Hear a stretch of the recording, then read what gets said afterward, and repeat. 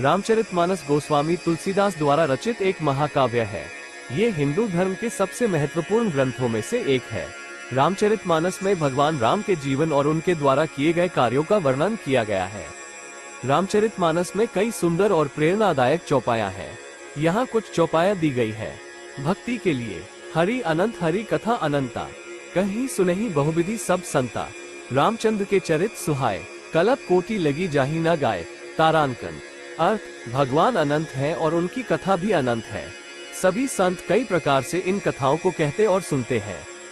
भगवान राम के सुंदर चरित्र को कल्पों तक भी नहीं गाया जा सकता। जीवन के उद्देश्य के लिए मन चंगा तो कठिनाई क्या, हरि कृपा ते सब सकुशल होए, तारांकन।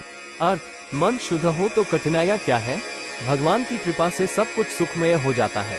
कर्म के लिए कर्म प्रधान विश्व रचि राखा, जो जस करही सो तस फल चाखा, तारांकन। अर्थ, कर्म प्रधान है, इस संसार को कर्म ने ही रचा है। जो जैसा कर्म करते हैं वैसा ही फल भोगते हैं। परमात्मा के लिए सोई हरि सोई राम सोई हरि, कहीं सब संत चितवत चित, तारांकन। अर्थ, वो हरि वही राम वही हरि है।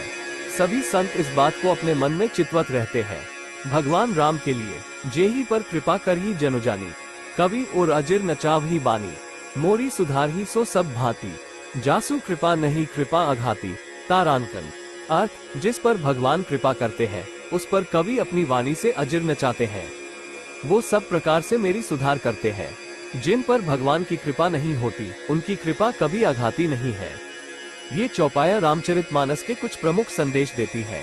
ये हमें भक्ति, जीवन के उद्देश्य, कर्म, परमात्मा और भगवान राम के प्रति प्रेरित करती है।